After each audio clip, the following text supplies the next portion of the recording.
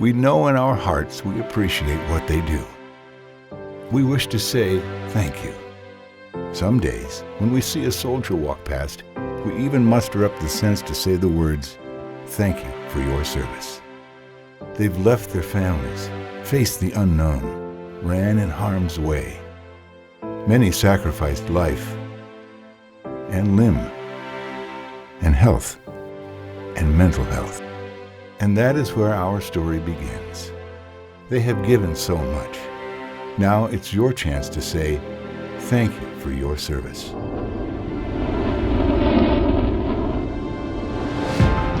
We are Angel Wings for Veterans. We provide our heroes who need medical assistance free transportation to critical medical treatment and clinical care for veterans of any age, active duty service members, and their families.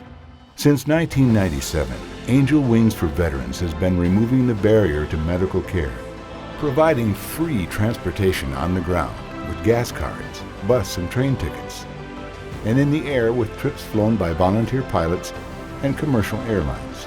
More than 70,000 free trips for our nation's heroes. More than 34 million miles. The men and women who serve our country often return from the battlefield having suffered injuries. Now is our chance to serve them. These veterans may need to travel to distant, specialized medical and clinical care. Some of the most critical missions are for acute care, literally saving veterans' lives. Some missions to treat physical injury or trauma, like post-traumatic stress, PTS, or traumatic brain injury, TBI. Sometimes it's for the comfort and care of a service dog, finding the right match and for training. Even to help veterans deal with post-battlefield stress by finding peace in nature or discovering new strength and confidence on horseback. Angel Wings for Veterans gets them there. The missions are vital and varied, life-changing, life-saving. There is healing and hope for all, thanks to Angel Wings for Veterans.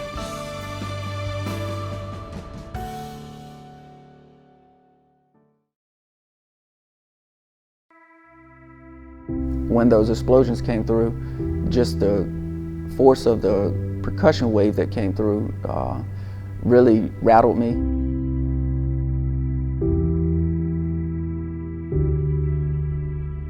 Once the mission was over, we headed back to our FOB, our forward operating base, and days later I started developing these migraines. And they just got stronger and stronger, and there was nothing I could do to relieve these migraines.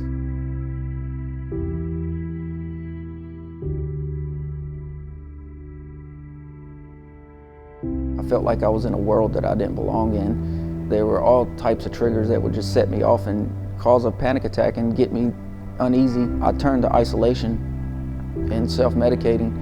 I had a breakdown one night and I went upstairs, I grabbed the pistol, went in the bathroom, and I was just, yelling, screaming, and just having a huge breakdown. And my wife came upstairs and I had the gun to my head, and I was, at those last seconds of my life, what I had considered to be the end, and she grabbed the gun from me and got me some help. My life has did a complete 180-degree turnaround. I now can go out in public without fear.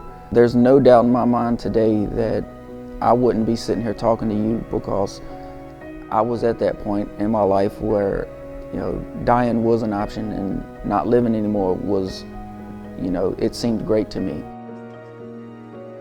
She's a natural medication. That bond we have when she looks into my eyes and I look into hers, through that affection, both of us get something out of it.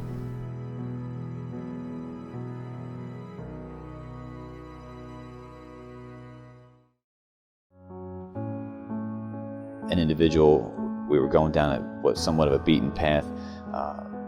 From the best I could tell is his left foot was in my right foot. He stepped on a pressure plate and initiated an IED.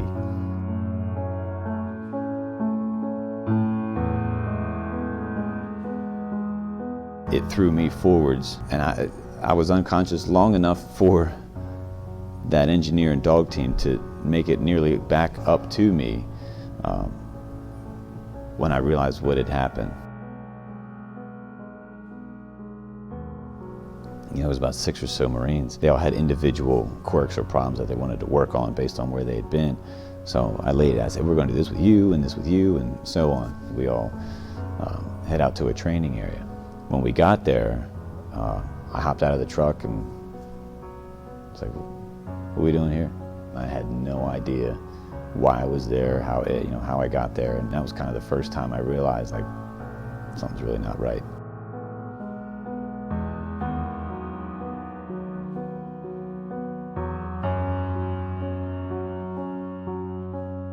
My wife and I think we were folding laundry or doing something. We happened to see the 12 o'clock news, and it had mentioned hyperbaric oxygen therapy. And my wife said, we're doing that.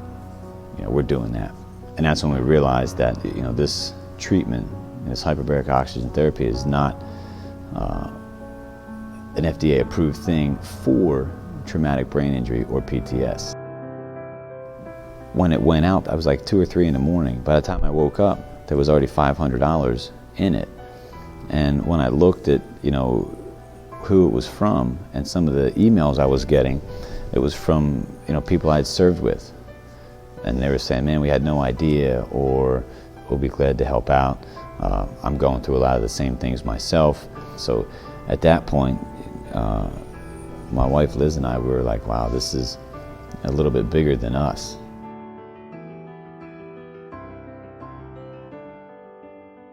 To be honest, without Air Compassion for Veterans, I fear to think that we'd be right back at square one. We didn't even have a clue of what to do. We saw this treatment that, was something we hadn't heard of, something we certainly hadn't tried. But what then? What now? What do we do? I couldn't imagine, where I would be had they not been so willing to step in and so knowledgeable in how all of this works. So I'm very grateful for that, without a doubt. So is my family.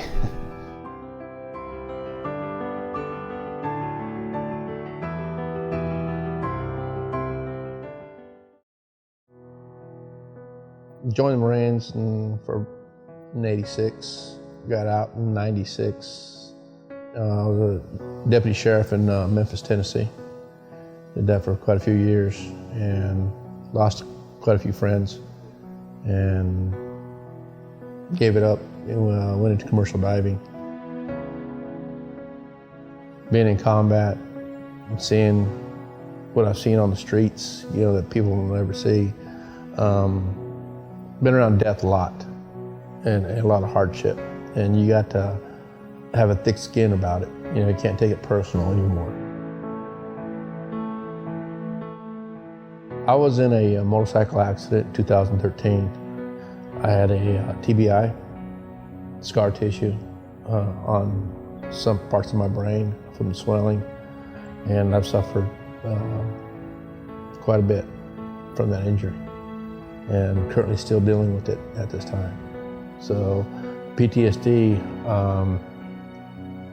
was a shock, to be honest with you. I have a 6-year-old daughter that is my life. And as a father, I've always had a job. Since I could throw a newspaper on a bicycle, I've always had a job. This is the first time in my life I've never had a job. To somebody that's suffering from PTSD and you're reaching out for an organization to help you when they say they're all about veterans and you don't get the help, it's very depressing.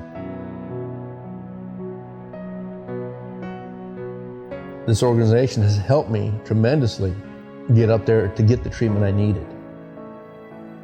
I know I need treatment, and they treat you like a family. They treat you like they care. They really do, and they have helped me without a doubt, and I'm going to help them as much as I possibly can, because they reached out, and I appreciate it.